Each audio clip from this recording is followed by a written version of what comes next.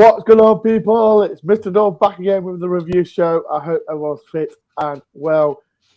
A big 3 points for Nottingham Forest. A massive win against Leeds United today. Woo! It wasn't great, but we'll take it. Let's talk about it. If you are new to a channel, please do hit the like button, subscribe if you're new, and comment below, people. What's your thoughts on the game? The vlog is out on 9:15, people. So straight after this review show, 9:15, the vlog is out. And I had a pleasure to interact with the man himself, David Phillips. Very interesting as well. So people, watch out for the vlog after the stream. Right, let's introduce the guests. Let's start with the man himself, below us, Matt. How you feeling, Matt? Happy. Very pleased to get the 3 points in the bag. 4 more of them and we're safe, aren't we? Ooh. So cross one of them off. Yeah, 4 more. 4 more. Next up, we've got the man with I saw him earlier on. He's one ignorant person. I kept shouting him so many times, but he was just ignoring me so many. I thought, get him on. Yes, you can give me that facial expression, Jamie. Yes. I kept asking you for a picture, Dore, and you kept saying no. I was a bit devastated, to be honest. So I saw you signing autographs. I know how it is. So, you know. It's not my fault. Is it his debut then? Well, not really. I've had it before. Not really. Okay. I just don't want to brag. He's still finding his way, you know. I'll never find my way, Matt. Never. So we've got the man himself, Jamie White, and the next door we've got the man himself, Glenn. How you feeling, Glenn? Yeah, delighted after a great win. It's not the game I thought it would be. I thought it would be close and tight, but I'm not surprised that we're finally getting these ground out wins. It's something we should get used to. I think the rest of the season. 100%. So people, like I said, get comments in. And before we talk about the game, let's get in the comments. D Trapper says, coming US, 3 points in the bag, bring on Fulham and Man City. Fantastic results as well. Addy, evening door and Reds. Justin, morning lads, great 3 points. If you do want to be a member, please hit the dollar sign. It does support my channel as well. How you doing, Raz Dad? Yeah, massive 3 points. Eve, good evening, Mr. Dore, Jimmy, Matt, and Glenn. I hope you're well. I'm drawing a picture inside the seat, ground while I'm enjoying listening. Well done, Eve. Good luck, good girl, Eve. Keep drawing, makes you happy. Big 3 points. We've got the Welshman, Stephen. Great 3 points. Class keeper, Navas looks. I think Burnley McKenna were first class. That's what we're going to talk about in this video because I think there's so much hate, especially through McKenna as well, but it's something that we were going to talk about. I think this is for Matt. How good was Jack in the second half, Matt? we will talk about that because I think situation normal. So it's something that we're going to talk about. People actually get comments in and we'll get more through. You know what, Matt? Let me get your thoughts first. What was your thoughts on the whole game? Well, it was funny. I was just starting watching it back, and actually we were quite shocking in the first sort of 10-15 minutes. I thought when I watched it, I was kind of engrossed in the game, and it was kind of exciting, and I didn't realise how bad we were. But it was really entertaining first half, and then a very professional second half, I thought, really. And it's nice to see us controlling football matches in the Premier League. And, a little bit sort of gung-ho the first half, but second half, we just sort of shut up shop and took the points. So overall, you've got to be really happy. It was all about the result. We just had to get a result today. We certainly couldn't afford to lose. And Leeds are one of those teams you always fear. They're the kind of team which can beat you, however bad you think they are. But they were actually pretty good. I felt like we won a lot of the little battles, but couldn't string anything together at all. So they were sort of dictating everything, and we were kind of snuffing them out. And so I was kind of enjoying us winning the little battles, the centre halves particularly, who, like you say, you're going to go back to. But I thought they were outstanding today. And but yeah, I look forward to watching the second half and enjoying it a bit more afterwards. Oh, Dave. Let me ask you, Glenn. When you saw the lineup, was you like scratching your head, or was you happy with that? I was happy with that. Actually, I've got to say I watched it, Matt. So you will watch a second half that is a little bit more of a thriller, but it's not quite the same sort of battle, one-to-ones and stuff. I was delighted to see Morgan Gibbs-White obviously back in the squad. Cooper doing his old stuff. I thought actually I had a hint that when Navas was walking around the training ground on presumably Monday or Tuesday this week, Gibbs White was there with his kit on. So I'm not sure whether that meant that he was out training. That gave me a little glimpse that perhaps he would be featuring somewhere. Delighted he got through the game. It was clear that he was not as effective perhaps in certain instances as you may have done before the timeout, but no, delighted with the whole squad in itself, and Navas obviously first on the list. There was a lot of talk from Sky about him being involved with that, and it was interesting actually. Navas, I was thinking whenever I'm in a new job, I'm always standing there kind of overseeing everything, seeing what's going on, and he obviously got this, wow, this is loud, and then I won't swear, but for the first 10-15 minutes this is going, what is happening in front of me here? This is absolutely not what I was told. This is not what was advertised. It was just standing watching these clashes, and obviously 9 or 10 in the centre circle having a good kickabout. It was a really cagey 15 minutes, wasn't it? The first 15, and I think Navas eventually, when he had that first save, settled him down a little bit. No doubt we'll talk about some elements that Navas has over some of our other players, but no, it was to see the squad. I was reassured that we'd put a team out to battle to have more Gibbs White and Navas in. Delighted with that, and we were right for the 3 points in the end, I think. What was your thoughts, Journey, man? And Jamie, before you do start, there's a comment for you. To start with, you can stop filling with your hair. You should have seen him before we started. He had the whole team in working on him, didn't he? Yeah. All the makeup people and everything. I've got the foundation going off my face. Jay, what's your thoughts on the game, dude? I think I'm the same as Matt in some respects, but I kind of when I saw that first 10 or 15 minutes, I thought, I don't like thinking this way in a home game, but we're about to get absolutely slaughtered. Because I thought we're allowing their back four to be near on a third of the way into our half. They're just pressing the hell out of us in our own half and just not letting us have even a glimpse at the ball, which was scary. And then you see Nonto on the left wing, who was just absolutely phenomenal, so quick, just gave Forest absolutely no chance. And I think they were playing it down the left wing quite a lot, Leeds. I don't think they really had many other plans other than just playing it down the left wing, which I find a bit boring considering they've got some fantastic players in their team. But yeah, I mean, it's the only stat that matters at the end is the 3 points, of course, but there's a lot of things we can take from that in terms of, the way we start a game, which I think actually throughout the season, we've never really started a game particularly well.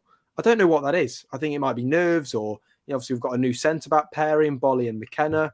And there's new players in and whatnot, and Chris Wood up front, a new goalkeeper. But after the first shaky 10 or 15 minutes, we looked pretty strong. Definitely deserved that goal. But yeah, as people have said in the chat, a bit gritty, if you will. And it was an interesting game, that's for sure. We're just go through the comments as well, and there's quite a lot. Forest have won more points than any other team in the Premier League this year. That is a fact, people. Yeah, it's a fact. I saw on Twitter before we come on. Is it 13 points? I think. Is it 11 points? Two wins. I think people in the comments. I don't know what it is. We've got more points than everyone else in the Premier League. Forest undefeated in the Premier League since 2023. Yes, that's a fact. That got a guy, he's a handful to try and buy him.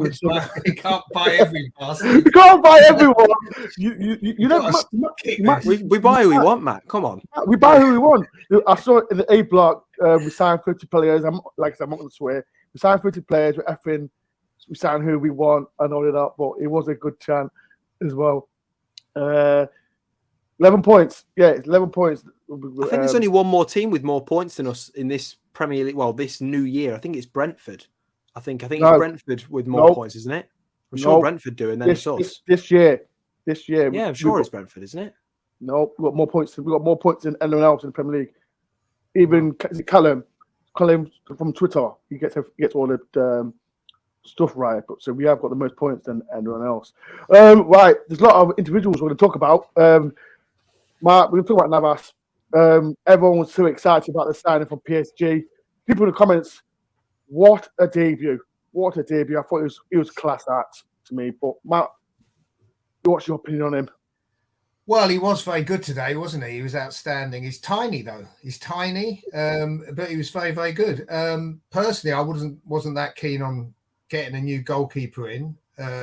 It's played havoc with the second and third choices. They've all had to head off in different directions and so forth. But it just shows you someone strains the muscle here or there, and all this ensues as a result of it. I mean, we're spending 300 grand a week or whatever on goalkeepers at the moment, aren't we? So you might as well get a good one though if you're going to do it, and he is good. I was interested to see they said, "Oh, Henderson's that's our biggest priority to sign him the next first opportunity we get." And to me, I was more concerned about that. I didn't want Navas coming in playing the rest of the season if Hendo was going to be fit for the next game or the game after that, and him have to sit out and you know, not be happy about not playing football, which is his top priority. So let's see. Maybe I think his injury might be a little bit worse than he leads us to believe.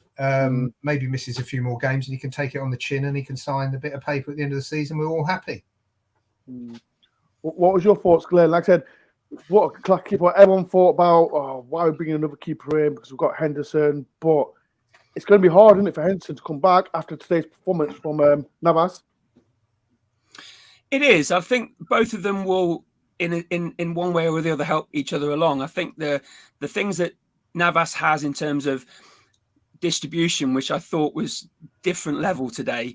I thought the way that he wasn't relying on that sideways pass to a wing back or out towards a Worrell Bolly, and he was looking to push players forward, looking for Wood.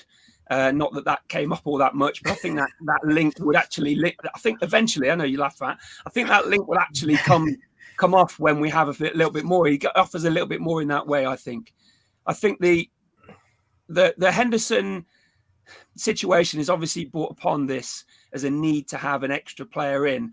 I'm delighted that other players have gone out. Smith's gone out, hasn't he, on loan? That we've now created that space for him.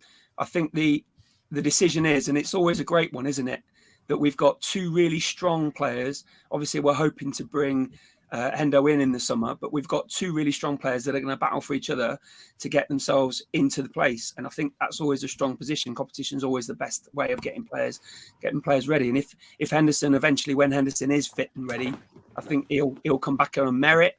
I think Navas is obviously going to be in position right now in that 6-month period, as long as he can play with us, and he will.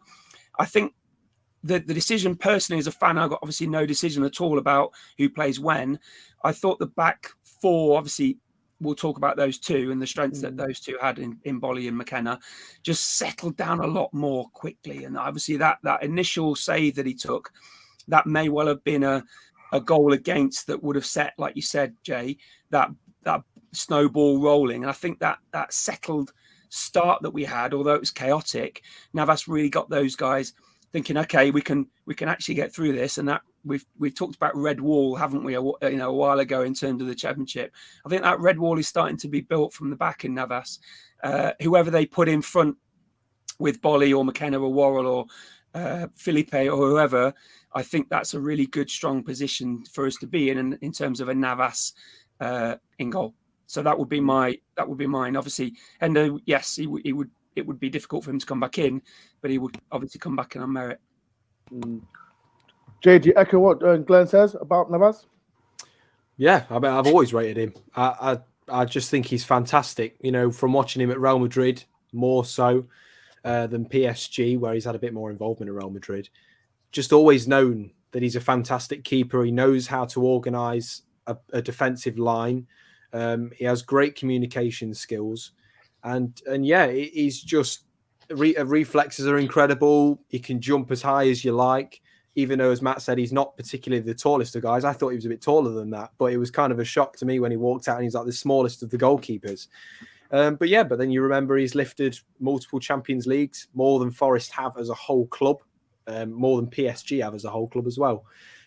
So yeah, he's a phenomenal goalkeeper.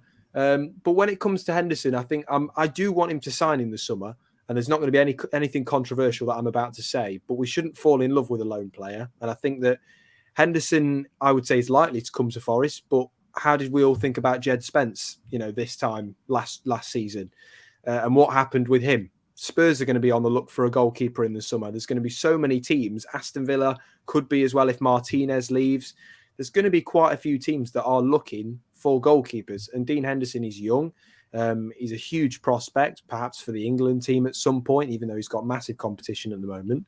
There's going to be teams circling. And as much as I love Forest and I love the project we're building, we're going to face competition to buy him in the summer, I think. So it's going to be tough, but we shouldn't put all our eggs in one basket. But that being said, I do hope Henderson signs, and Navas is a great player to kind of replace him for the brief moment whilst he's injured. But if we make him our priority, he will sign for us. You know, he enjoys playing for us. I think we're in prime position, as we would have been with Jed Spence. But we need to make the right moves towards him. People have done a poll saying who's better, Navas or Henderson. That's not even a question. That's not even a question, Dor. I'm just saying.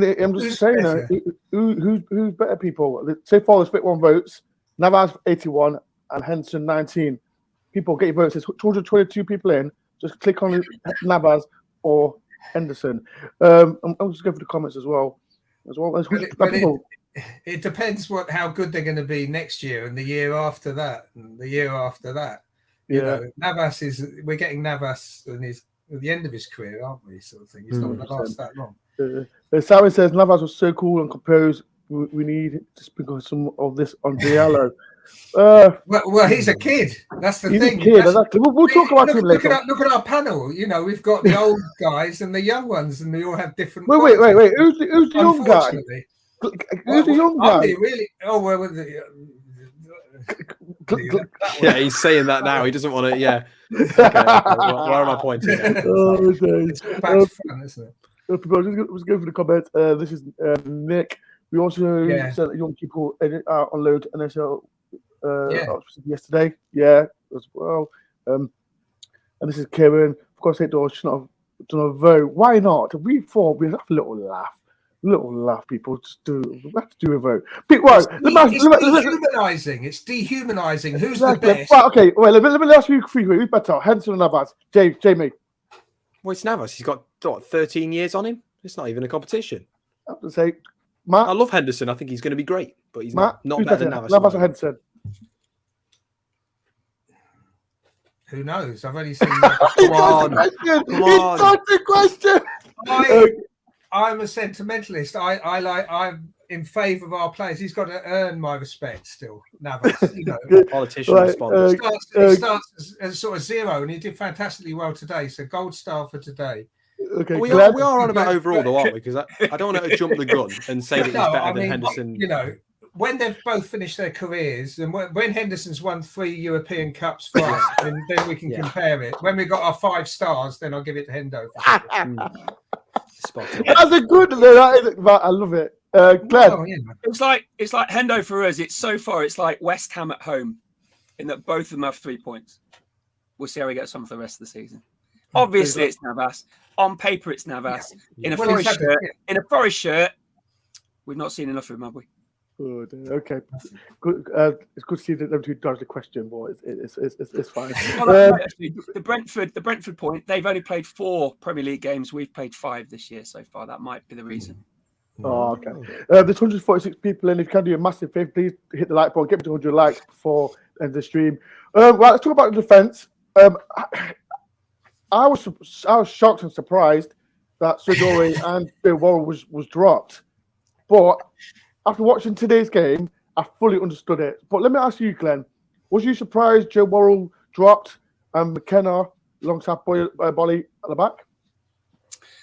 Yes, but obviously we don't get to see. We only see them either in the stands or on Sky Sports or whatever. We don't get to see them progressing together over the course of the week. We don't know what Worrell is or isn't recovering from or working through. There's obviously a lot of talk, and we've probably discussed this ourselves about the Worrell Bolly accident that's fallen into place after the Tottenham Carabao Cup game that then rolled on as a very successful pairing. They didn't play so well against Man United, and obviously there's a situation that McKenna's coming in a little bit more form perhaps. So I'm happy uncomfortable with the decision that they've made in not putting Worrell in. Obviously, he's missing out on Premier League football and Foyler's captain, and we can obviously discuss reasons and implementations for that. But actually, I'm relatively comfortable, more so actually having seen them play in front of Navas, that the pair of McKenna and Worrell offer that little bit of something different, in that McKenna's offering that little bit of pace on that left-hand side where he's obviously more comfortable. Obviously, Bolly then plays over further on the right where Worrell wouldn't ordinarily play. So actually, I think as a mix, it's a happy accident that seems to be continuing. And like everybody, I'm going, you continue to play with a pair that have, or the 11 that have started the previous game. So I'm not overly concerned that Worrell's not playing. I'm disappointed for him, obviously, that there's something quite not right in that mix. Who knows? Felipe and Worrell may be the last pairing that seems to work for the rest of the season. Who knows? Right now, McKenna and Bolly seems to be a really good pair together in front of Navas. Glenn, I've got a question. I don't know what to answer this question or not. This is from my boy Glenn's watching this and asking, why has Glenn got no hair? Sorry, Glenn. He don't care. Sorry. If it's not kept this short, Jay would know this. It gets in my eyes. Good question. Great question, Glenn. Well, I deflected that onto me. I'm feeling bad now. I've got a super chat from Chris.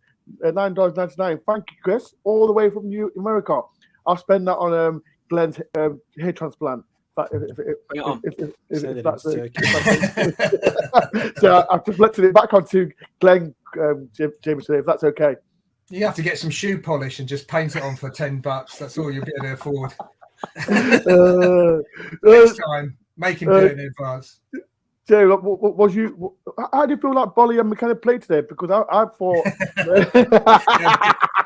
don't disturb the kids too much. Yeah. Put your Dave. Jay, McKenna, like, he's been given so much stick from the Forest fans, but for me today, I think him and Bolly played good. What's your opinion on it? And people in the comments, how did you feel about McKenna and Bolly today? How good was they today? Jay? Well, I was concerned the first maybe 5 or 10 minutes how good they were communicating with each other. They were like, it was just a bit scrappy, but then they kind of really got into it. As I say, I think Navas probably played a part in that, but I think together they really got used to it. As I say, McKenna's a left footer. Bolly, I think, has just cemented himself as naturally a very, very good defender. To have got him for what, 2.5 million, I think less than that, just less than that, was an absolute steal looking back. And the game, I think it was Fulham, I think it was when he made his debut, was it? And it was a bit of a corker. And now you look at the next game that's going to be Fulham, and he's in our first team every week, unless he's unfit. And most fans wouldn't take him out for anyone. So, I thought it was a really, really good pairing. It's hard to see where Felipe, the new signing, is going to go, really, in that, to be completely honest. It's tough to take any of them out. But Cooper now has an extraordinary situation on his hands where he's got multiple players that he can trust to go and jump into that side and not have to worry about how they're going to perform. I think that people have been a bit harsh on Joe Worrell. I think he's a very good player.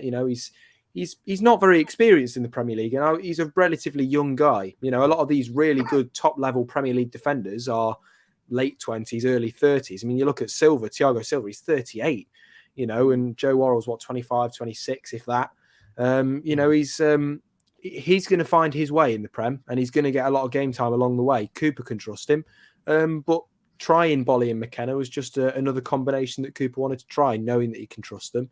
So, it's a good situation to have on your hands. The whole back four looked really good, and I'm really glad to see Scott McKenna getting some praise that I think he deserves.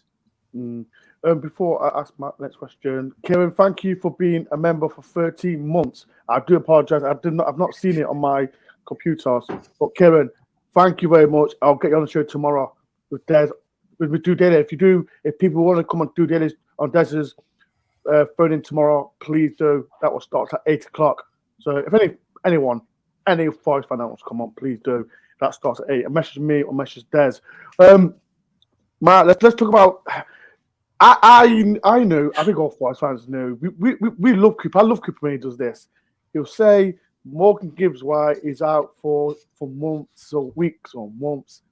But Steve Cooper, we don't believe you, mate. We don't believe whatever you say no more because you like Yeah, that jersey.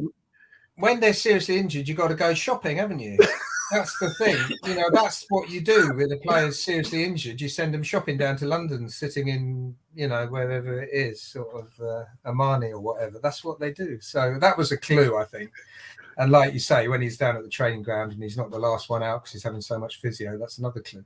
But anyway, he played well. He looked a little bit rusty in the first half, but better in the second half. Going back to the centre halves, I challenge anyone to see any kind of common sense in Cooper's selections this season. It seems to just be it seems to be like he picks a pair, and if they do all right, he just keeps them, regardless of who they were. And I actually think they've all done quite well, and they're all very good players. And I'd have trouble choosing my pair out of any of them. And, McKenna's always been a good player and he's done nothing to prove otherwise. Joe actually did have a little knock, apparently, but he was available, I think, today and could have played today and potentially should have played today.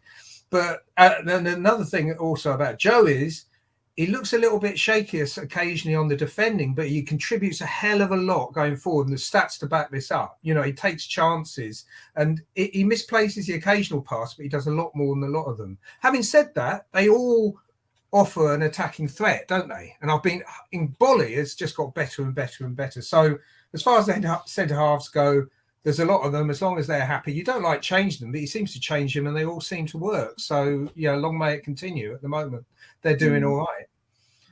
And what did you want me to say something about Morgan? Yeah. Morgan's right. Yeah. Yeah, no, I thought the second half he was unbelievable, wasn't he? The first half, nothing seemed to stick or anything. And like I said, I've got to watch it again to see properly how that occurred. But he didn't get anything to work with. But the second half, those twists and turns and stuff were outstanding, weren't they? We've got one hell of a player there, we just got to hold on to him. 100%. Started Curtis, Door and showing off the drinking prime. I'm just fine. It's got water in it, really. By the way, If Prime wants to sponsor my channel, you just email me. It's in the link in the description. Just email me and I'll promote Prime. But I want the big money for it, like KSI and other people. So please do. Let's talk about Brennan. And like I said, he's been given so much criticism. And this is for you, Jay. So much criticism, yes. And he took his goal well. He took his role well, and like I said, he proved people saying he's not good enough, he's not Premier League standard, blah, blah, blah.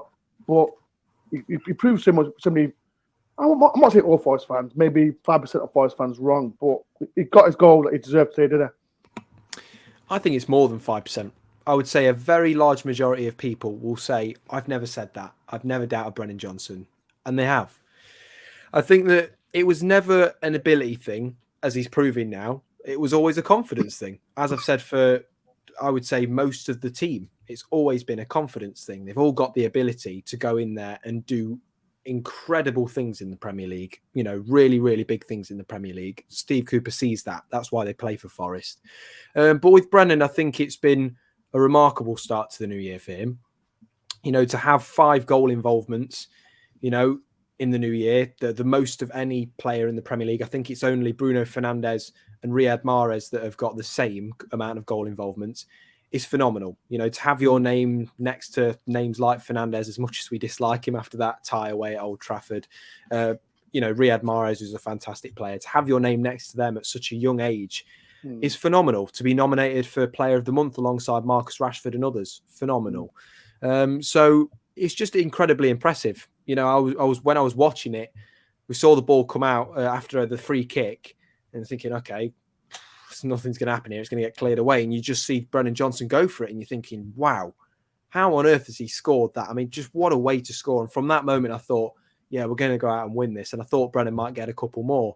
But he was just phenomenal. He's clinical in the Premier League. He's becoming an absolute nightmare for defenders. And he's putting in some fantastic crosses. I mean, Leeds conceded so many crosses from Brennan Johnson. He's looking dangerous in the Premier League, and I think he's found his feet and he's found his confidence. But he's doing now what we all believed he could do, isn't he? Yeah. I mean, we're seeing the real Brennan Johnson now. And going back to what you're saying about the mentality, I think that's only natural for all our players and our club, our fans, the whole club from top to bottom. We haven't been in the Premier League for a long time. Most of these players never played in this league, even if they've played in World Cups and things. You know, for everyone, you just don't know. You're doing it for the first time, and you don't know if you can play in the Premier League until you do it. And I think now they all believe they can play in the Premier League and they deserve to play in the Premier League, and we're starting to see the benefit of that. Yeah, Brennan particularly now, he's obviously not even able enough to play in the Championship, is he? So, you know, for him to be in the Premier League, it's inevitable. I think the way he's playing, the style that he's been asked to play initially, he was bombing forward and doing a lot more there. Now he's working a lot more back in his post-match. He was talking about how much he was defending today and how much of an element that's become into his game. And then he's just working on that counter-attack, working down the wings. Absolutely sensational finish. If you've seen it in slow motion as a replay, technically it's absolutely stunning. He keeps his head pinpoint still, just wraps his foot round it. Colin obviously asked him after the game whether he was going to tend into take a first touch or not. And he gave his honest opinion about Leeds would have pressed him out.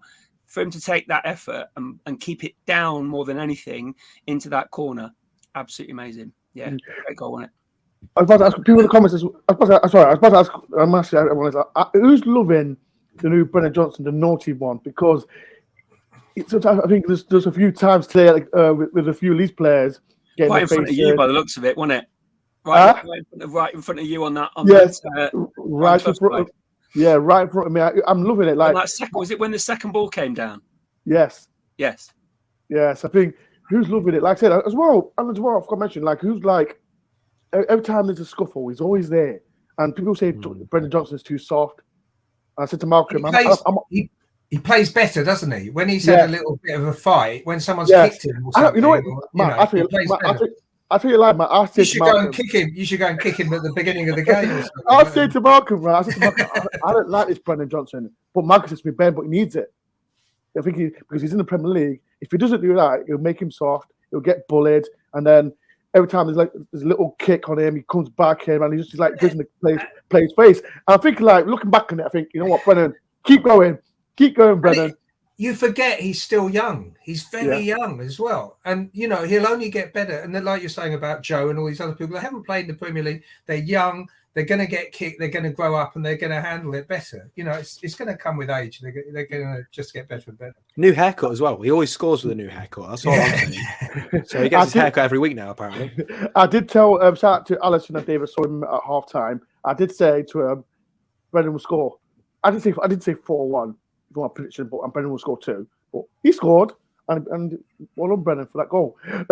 There's 179 people in. Thank you, everyone, for taking part. And make sure, please do hit the like button as well. If any thoughts, if you want to ask any questions towards the panel, please do.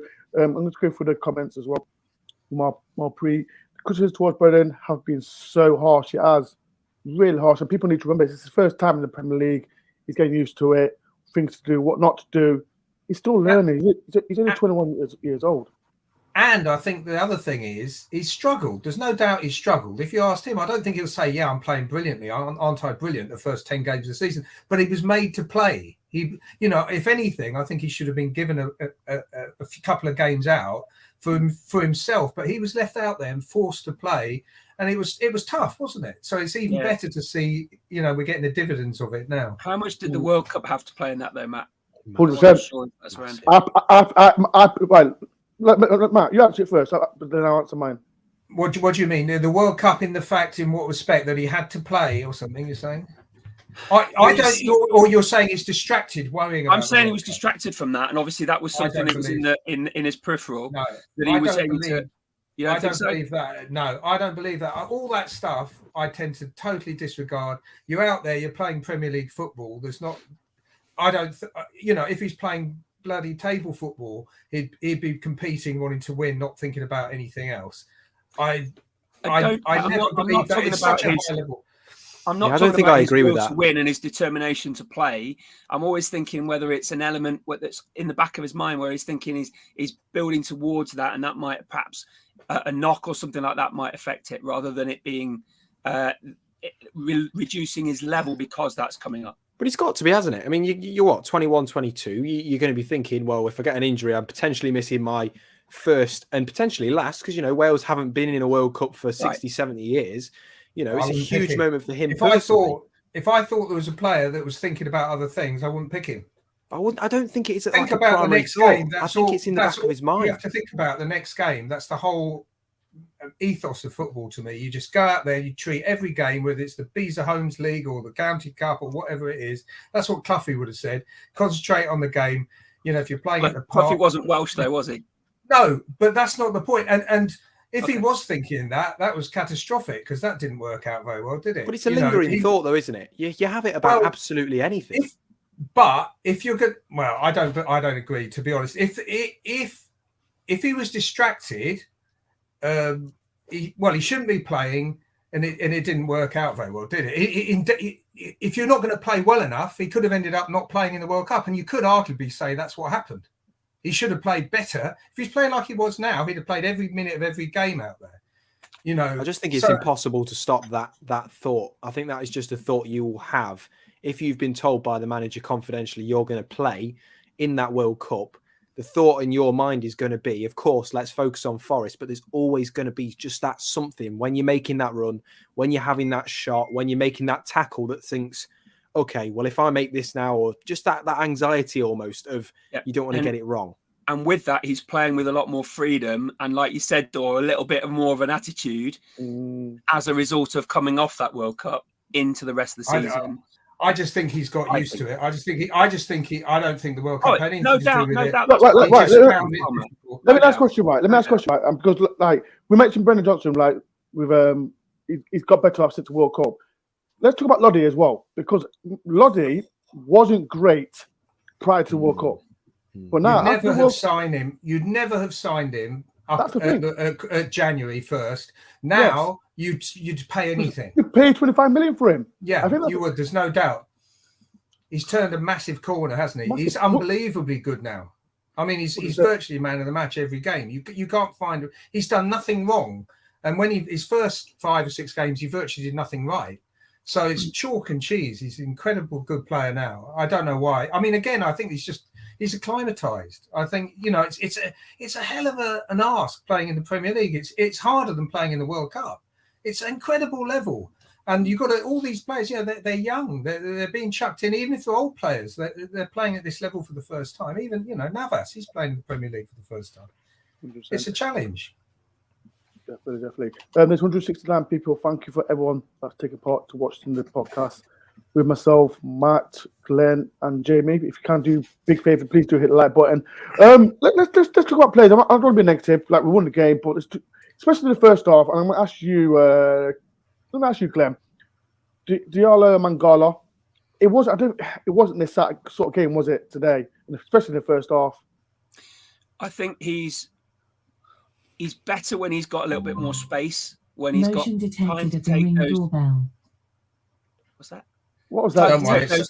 It's a cat walking past my front door. Don't worry about it. It's Hooton. It's Chris Hooton. It's Chris Hooton. It's Chris Hooton coming to get me. He's been electrocuted by the door handle. There we go. When he's got Mangala's got a little bit more space, a little bit more time to play those balls, and a little bit less pressure to take that 2 or 3 touches that gets him out of trouble. There were 6 or 7 inside the penalty area for the most of that first half, and he just didn't have the space. I think he was supporting the back 4. There was a situation where I think there was a free kick in the first sort of 15, 20 minutes where he was getting himself stuck in there. I didn't see that much of an element of him playing his game, and exactly the question you were saying, Dor. I think he struggled in that situation, and equally, we didn't miss him in the second half. Matt, obviously, when you watch it again, it took me a little bit of a while when we saw Nico move over to the left to work out who'd actually come off, because it wasn't very clear on the Sky feed. He didn't have a great game. I think he's working in towards that, though. I think he's obviously going to be featuring a lot more while Yates is not in, and who would come out when Yates does eventually. I'm delighted to hear that he's maybe 2 or 3 games away from coming back on. Whether Froyle or Mangala would give way for that Yates position. No doubt we can discuss that as well. But he added a few defensive things today.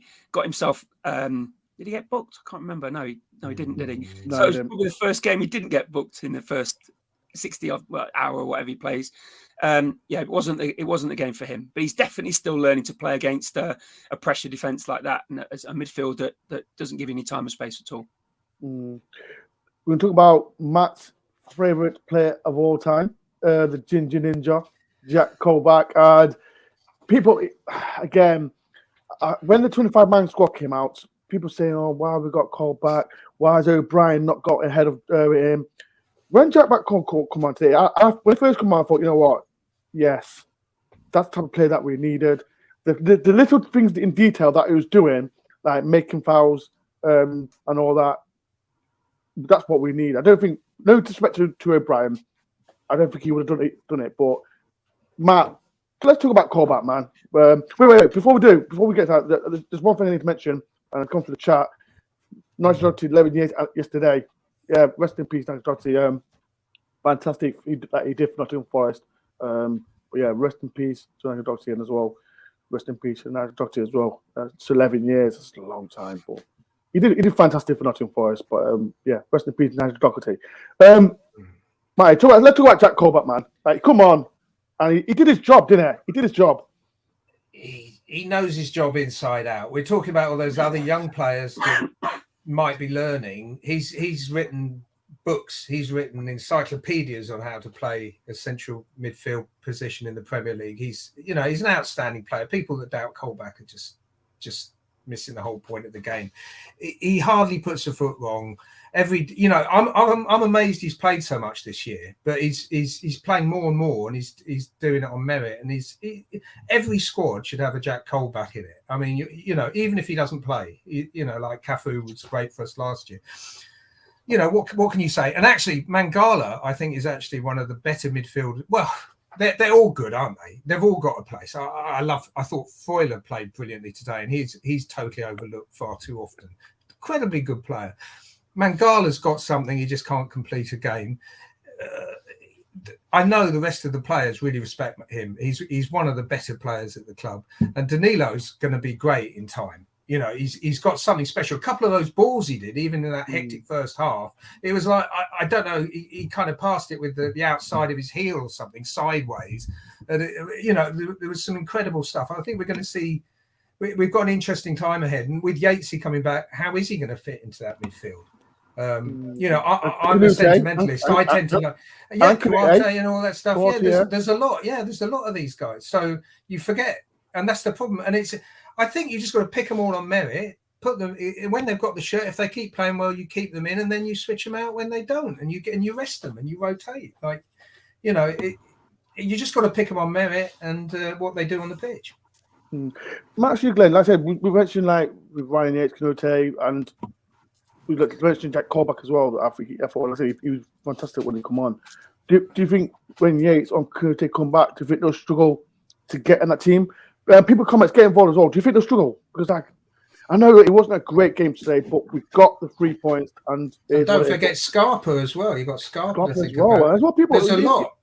There's a lot of midfielders. I think it's a good thing for Cooper. It's a bad headache for Cooper as well. But we never know. Like, what do you think, Glenn?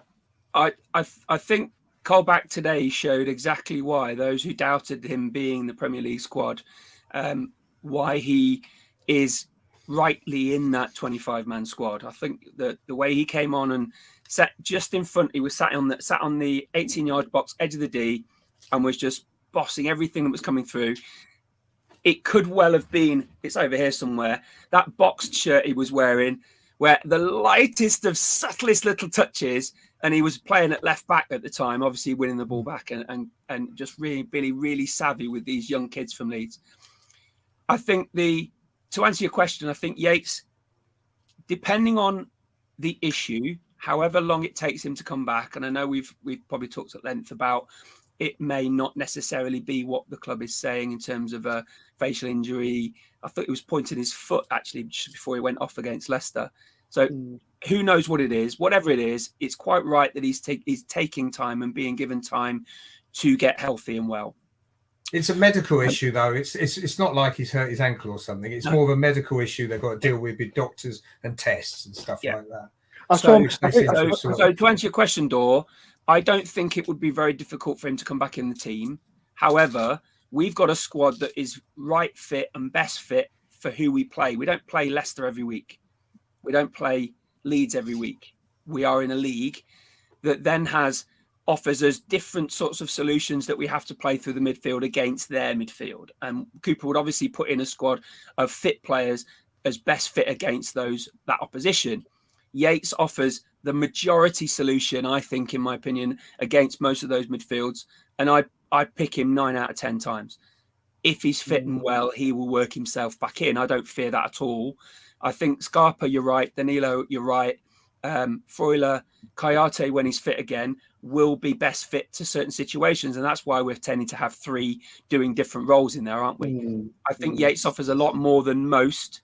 Even though he's got his limitations, I'd pick him every week when he's fit.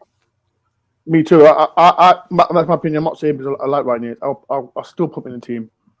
But the problem is, who would you take out? we've got so much to choose. It's a good problem to have, and that's what they worked through in the build up towards Fulham. When I don't suppose he'd be back against Fulham, but Morgan Gibbs-White in his post match with Sky was saying with Jono, when they were saying that he was expected to be out for a few more weeks, he did say, "Well, you know what the gaffer's like, so who knows."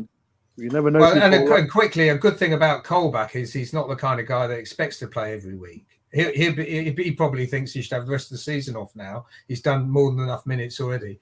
But he's exactly the kind of player you want in your squad for when you need him. Oh, for sure. And as well, we've got one of our midfielders that we stand as well. Don't forget Shelby too. I've got the list there as well. I've got the list. We've got so much midfielders, but it's a good headache for Cooper to have. So we never know. Thank you for 188 people. Thank you for taking 11K yet, Dor? I am 30 away. People? If you subscribe if you're new. If you're new to my channel, I am 30 away from 11K. So if you're new, hit the subscribe button. It's completely free. The vlog is straight after as well at 9:15. The vlog is, so make sure you do watch that. I was with David Phillips. The people who watched Forest in the 90s, you know, he was player of the season. And I was saying to what people say, he doesn't get the recognised respect that he did for Forest. That's my opinion. Like I said, he's more a defensive midfielder player, but he doesn't get the respect that he deserves. But it had a good time with him, really good time. And I'll tell you something right now. We was on the pitch, we come around the back. You know the main stand. All the players were coming down the stairs.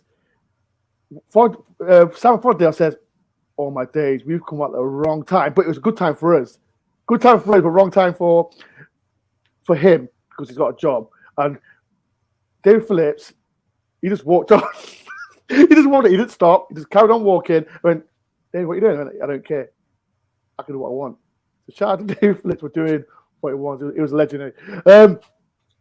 People in the comments, like I said, we're going to see about who's your man of the match.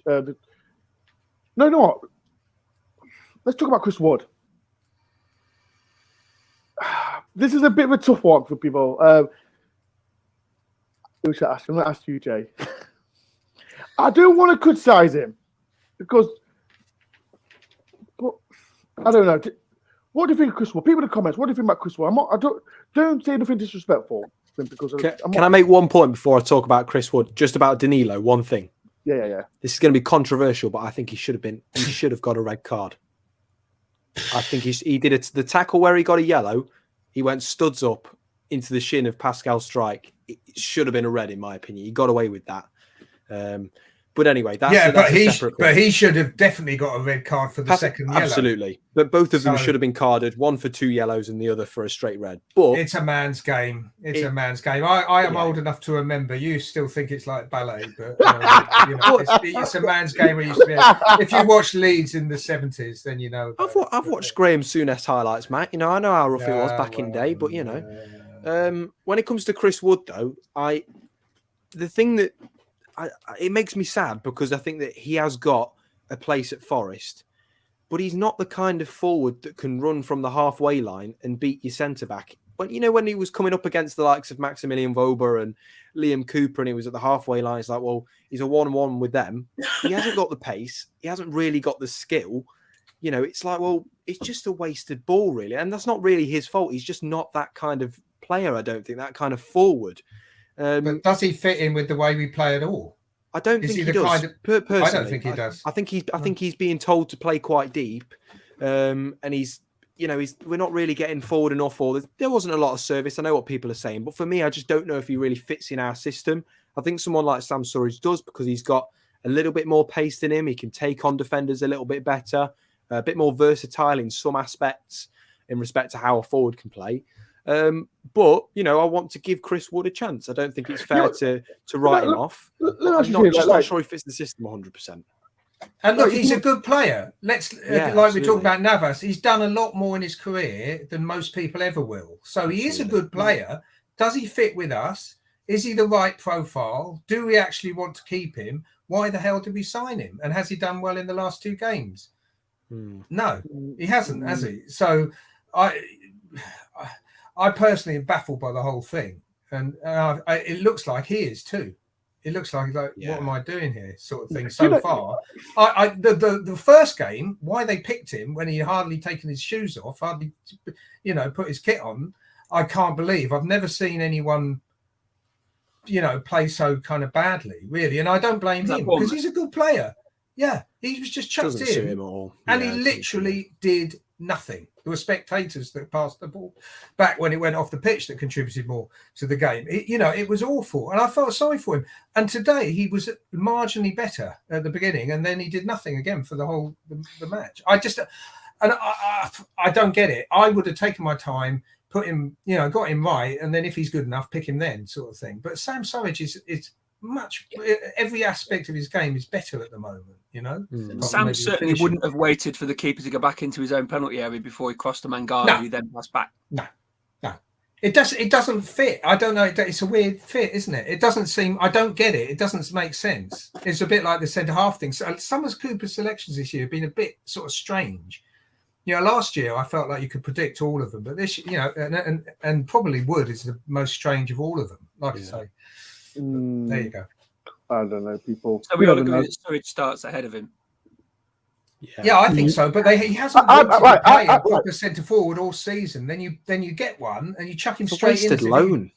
As if you desperately. Got my opinion on it. I personally think if Scarpa plays, we'll play, because Scarpa, with Brennan and Mark Gibbs-White, they can run with the ball. But if you want someone who can cross the ball like Scarpa, that's when I think we need Wood. I just don't know if he fits the formation that we play no matter what, really, for me. But But even a 1 year, we put him on the left. We didn't really put him as a proper centre forward. You had Surridge. It was as if you thought, well, Surridge can't play centre forward. You put him on the left. It was like we weren't playing with a centre forward at all. We're playing like with a false 9, Gibbs White, or whatever. And then you get one, and it's the wrong kind of one. It's like you desperately wanted one. You didn't realise you had 2 others you never used that way before, which I don't get, especially when we weren't doing well. And then we're doing, we're starting to do well. And then you chuck this weird card into the whole mix, which is like, well, why'd you do that? 100%. Right, people, we're going to get people's man of the match opinion on today and the ratings as well. So in the comments, if you can, who's the man of the match and what is your rating on the whole team? So get your comments in now. Let me start with you, Glenn. Who was your man of the match? Keylor Navas. For a short man myself, I thought he was head and shoulders above everybody else. Rating on the team? 7.5. 7.5. Okay. I went high last time. I think I regret it. 7.5.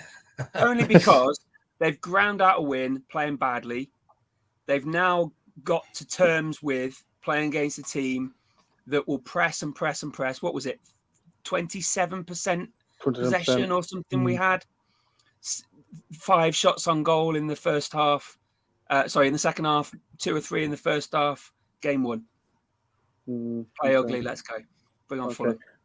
Jamie? I'm going to be different, and I'm going to say Ren and Loddy, actually. I don't think he stepped a foot wrong all game. And I think considering that Luke Ayling is much taller than him, he didn't beat Loddy to a header once. So Renan Loddy gets it for me. Yeah, rating? I'm going to go, overall game or the play? Overall game. I'm going to go 7. Okay. Last but not least, Matt? Well, I was going to say Loddy probably as well, because, I mean, in a way, you've got to give it to Navas. He did absolutely nothing wrong, did everything perfectly, but he did nothing in the second half, which is disappointing. First half was outstanding, kept us in the game. And it was a game of two halves. Again, I think, like, Gibbs-White did nothing in the first half and then was very good in the second half. I'm looking forward to watching. But I think Loddy's been absolutely outstanding. So it's an accumulation. So, you know, I feel like he should get it because he's been outstanding. And Foiler was good, like they say. And I almost want to give it to McKenna because, again, he's back to his best. And he's had a struggle. He's been messed around just like O'Brien was, in and out of the team, given a little bite here and a bite there. And it's for no good reason sort of thing. It's tough. It's tough to deal with. So, but let's give it to Loddy. And as for the team, kind of 5 first half, 8 second half. Because I thought the thing I really like about us now is we look comfortable in the Premier League. It looks like we actually know what we're doing. I think I've always said we're in this mini league, and now I think like are we joint points with Crystal Palace? Yeah, yes, we are. 7 or 8 behind them on goal difference now. Yeah, and how many points are we behind Liverpool? We're 5 points behind Liverpool. Something like that. Same, what a weird thing to say, though. 6 away from Liverpool and 6 away from 18th. How strange is that to say that? Like, any Liverpool fans watching, we're coming for you, Liverpool. We are coming for you. Your brother.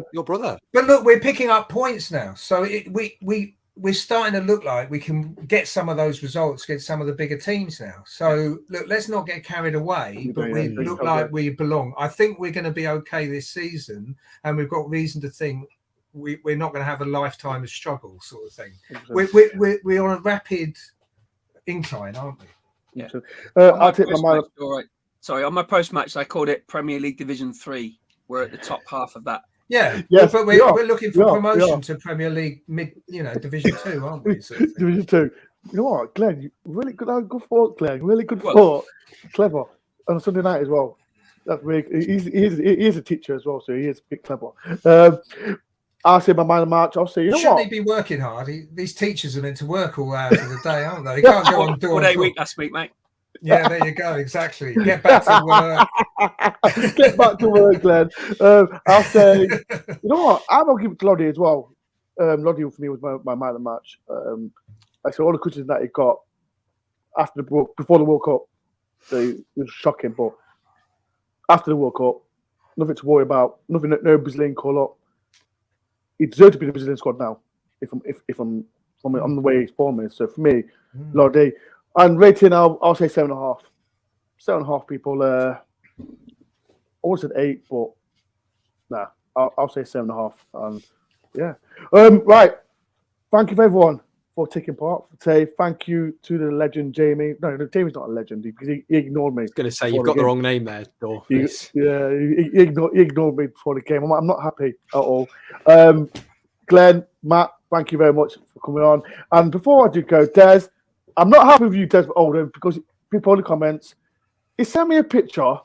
He's on the drink with the legend, Ian Woon.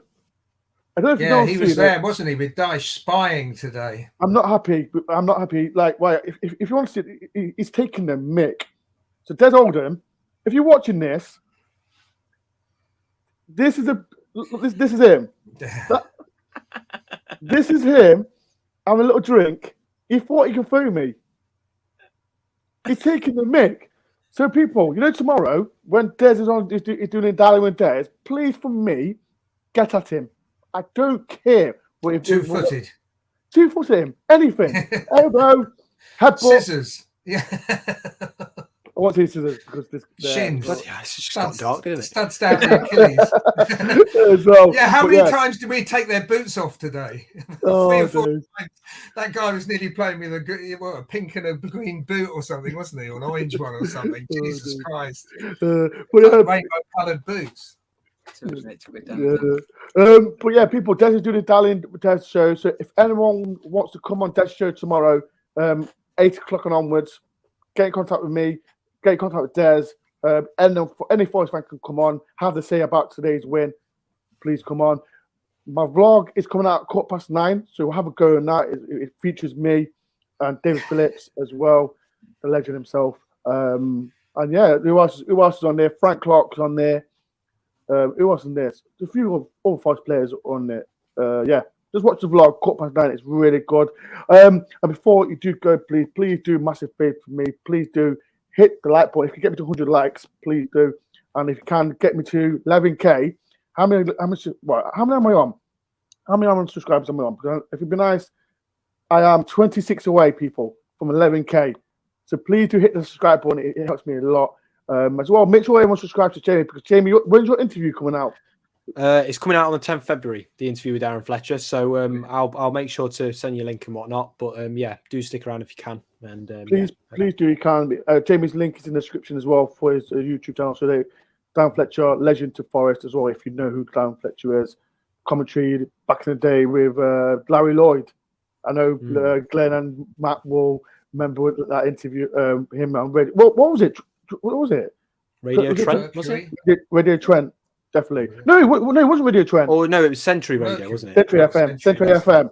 But yeah, please do. It's going to be a fantastic interview. I know Jamie is really good because Jay is a journo, as he likes to be called. Right, people, it's been a pleasure. Thank you for everyone that's took part. Make sure you watch my vlog at 9:15. Make sure everyone gets in contact with me or Dad to be on the show tomorrow. And yeah, we won. We're away from the bottom three. And one more thing, Liverpool fans, we're coming for you. Up the Forest.